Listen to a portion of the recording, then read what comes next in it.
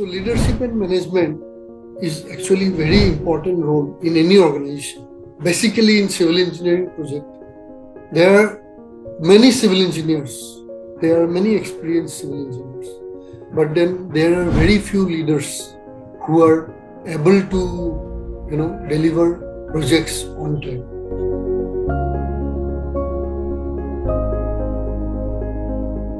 Hi, hello. So this is Pankaj Das, your very own real estate engineering coach. So today we'll be talking about 5 steps for completing a successful civil engineering project. We'll be talking a little bit detail into it so as to enable you to understand. So I repeat, we're going to talking about 5 steps for completing a successful civil engineering project. So number 1 is leadership and management. So leadership and management is actually very important role in any organization. And basically in civil engineering project, there are many civil engineers, there are many experienced civil engineers, but then there are very few leaders who are able to, deliver projects on time. It is not that by being a leader, you are not able to deliver the projects on time. It's a different type of challenge compared to other stuff. Civil engineering project, you all must have witnessed real estate projects comprising of housing, retail outlets, hospitality, hotels and hospitals, then commercials, all those fall under the real estate category. Then there are infrastructure projects. Basically any project, civil engineering project, will eventually redefine a city. Once you have successful civil engineering projects completed all across, then you become a developed nation. So it's very important. And so the leadership and management is very, very important. We want somebody who is experienced in delivering couple of projects with multiple nature, on time, within budget, and world-class quality. These are the 3 qualities required: on time, on budget, and world-class quality.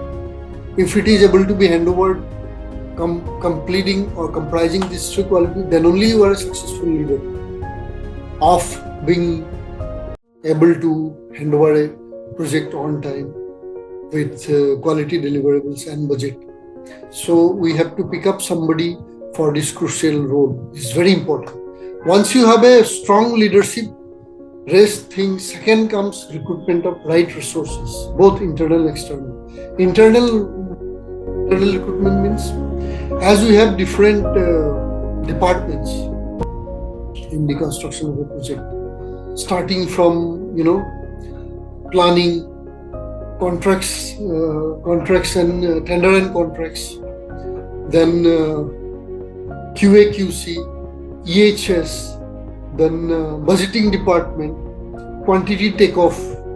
So there are various, the execution department. So these all have to be recruited with experience. Person having right experience should be picked. That can only be done by a right leadership. That's what I talked about, the right leadership position, leadership and management. If the top guy is selected properly, he will pick up the right guys and put it in different locations as required, as per their relevant experience. Because it's a teamwork. Project is a very big job. Thousands of crores, hundreds of crores money is involved.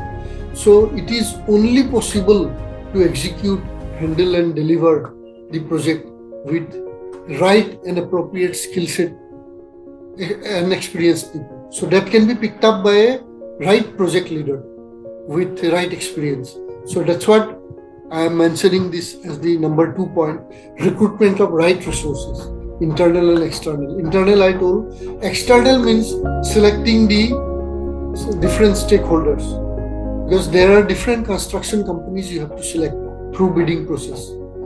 Now, bidding process is one thing which will drive you or take you to a budget, I mean, in the form of L1, L2, L3, L4 like this. But then it is also the responsibility of the team to select the right company and put it in the right place. Suppose residential construction, commercial construction, we should put people having experience or company which is having experience of delivering residential projects only. The company having experience of industrial projects should not be put to the residential projects. There, or company having experience in the infrastructure projects. That is a different skill set. So, with specific experience, if you choose the correct company, correct stakeholder, then end of the day, it is going to be again teamwork. You have to, after choosing, then you can be rest assured. Third important component is developing roles and responsibilities, which is clearly defined. Roles and responsibilities meaning basis which your performance is going to be monitored. So each individual department roles and responsibilities to be defined by the company from the day one. That what you have to perform and report us on a daily basis. These are the 10 criteria which you have to execute or operate, basis which your performance appraisal will be done. So once roles and responsibilities are defined, you are pretty clear about what to do and how to do. Okay? So this is very important. Then manage project communication and manage stakeholders. You see, project communication is one of the vital factors. There are multiple stakeholders.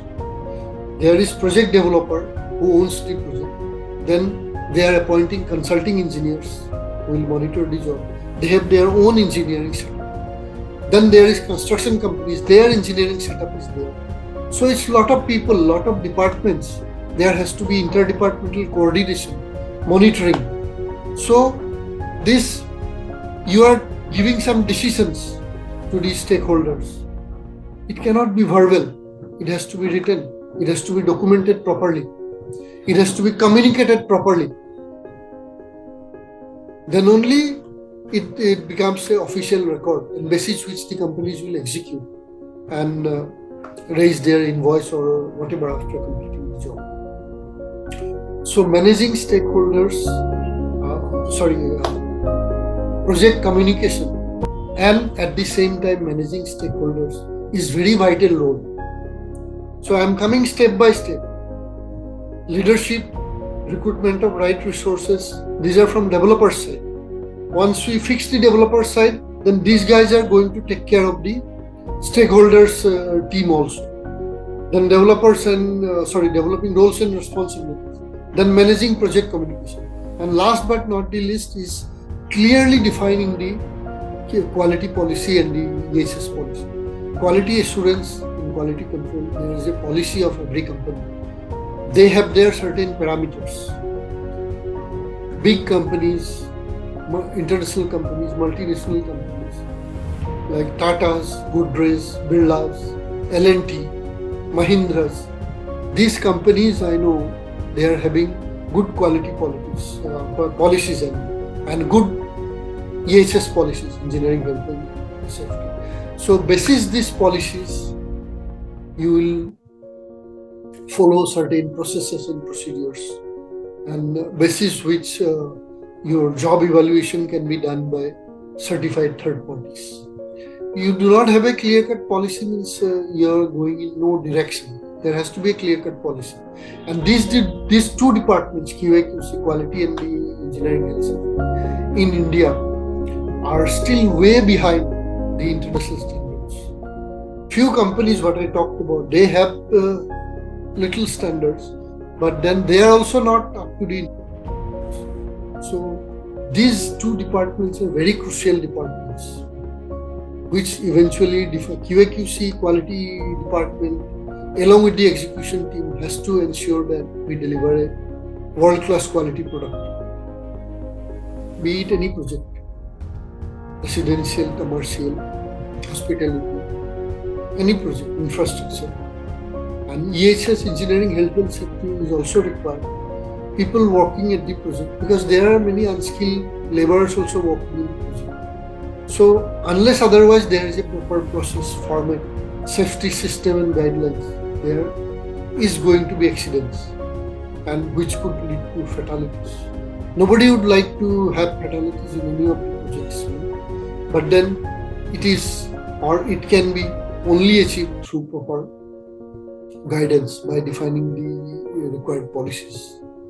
So I hope I was able to make you understand, give you a little description for 5 steps for completing civil engineering project, which will help you have an insight of what